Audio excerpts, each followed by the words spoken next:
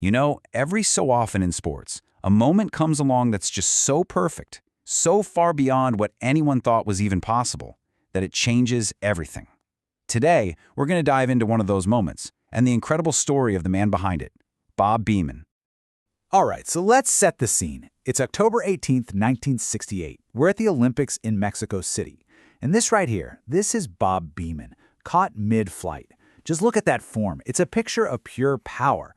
But nobody, and I mean nobody, not even Beamon himself, had any idea what was about to happen when he landed. You have destroyed this event. Wow. Those were the first words spoken to Beamon right after his jump, and they came from the defending Olympic champion Lynn Davies. Not congratulations, not great jump, but you have destroyed this event.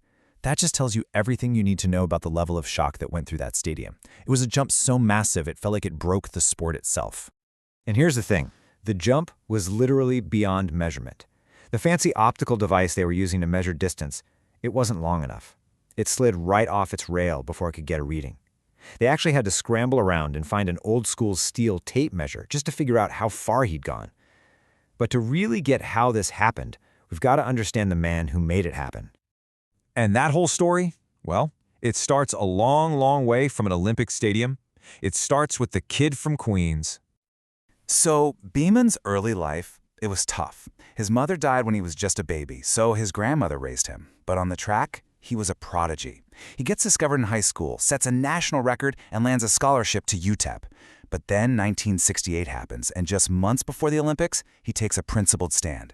He and 11 other black athletes were kicked off the team, losing their scholarships for boycotting a meet against a university with racist policies. He lost his funding, but he didn't lose his integrity. So you've got all this talent, all this principle, but this legendary moment we're all here to talk about, it almost never happened. He was right on the edge of complete and total disaster. And let's be clear, coming into Mexico City, Beamon was the guy to beat, no question. He was on an absolute tear, winning 22 of his last 23 competitions. The gold medal basically had his name on it, and yet he almost blew it. So picture this. You're in the qualifying round. All the pressure is on. First attempt, he oversteps the line. It's a foul. Okay, shake it off. Second attempt, unbelievably, he does it again. Another foul. He is down to his very last chance. One more mistake, and the gold medal favorite is out. He's going home without even making the final. He had to take a breath, adjust his approach, and finally made one clean jump just to scrape by. Okay, so after nearly crashing out of the qualifiers, Beamon steps up for his first jump in the final. And what happened next? Well, it was something else. The conditions were perfect. The rain had just stopped, a little tailwind was kicking in, and the high altitude in Mexico City meant thinner air, less resistance. It was like the stage was set for something special. He takes off down the runway, hits the board perfectly, and just soars. It looked incredible. But here's the funny part. When they announced the distance, 8.90 meters, Beamon was just confused. You gotta remember, he's an American kid. He thinks in feet and inches. That number meant absolutely nothing to him. That's when his teammate and coach, Ralph Boston, came over. He did the math in his head and told him, "Bob, you jumped over 29 feet." Now, to put that in perspective, the world record was 27 feet and change. Beamon hadn't just broken it, he'd shattered it by almost 2 full feet. The emotional shock was so huge, so overwhelming, that his body just short-circuited.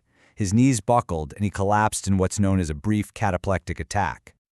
55 centimeters. That's nearly 22 inches. That is the mind-boggling margin by which he broke the world record on one single jump. It was almost impossible to comprehend. So to really get how insane this number is, you need context, okay? Before Beamon, the long jump record had been broken 13 times since 1901.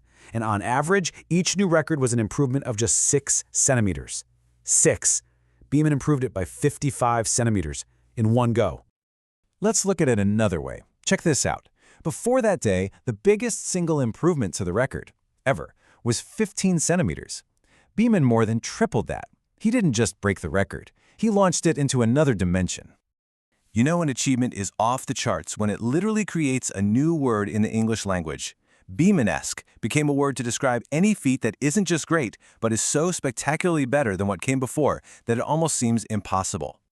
And his world record wasn't just a fluke, it was considered untouchable. It stood for 23 long years before the great Mike Powell finally broke it in 1991.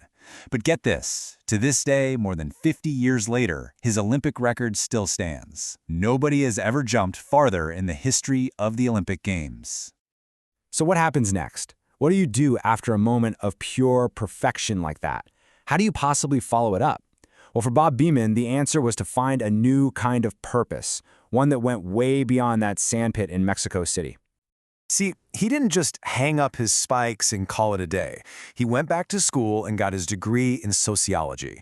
He's been a coach, a graphic artist, and a huge advocate for getting kids into sports, even teaming up with Arnold Schwarzenegger. Today, he's a global ambassador for the Special Olympics.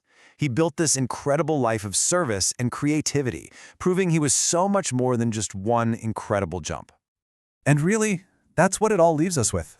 Bob Beamon's story is just a stunning display of what humans are capable of. But it also makes you ask a really interesting question. When you achieve something so perfect, so Beamon-esque, that you know you can never top it, how do you measure success for the rest of your days?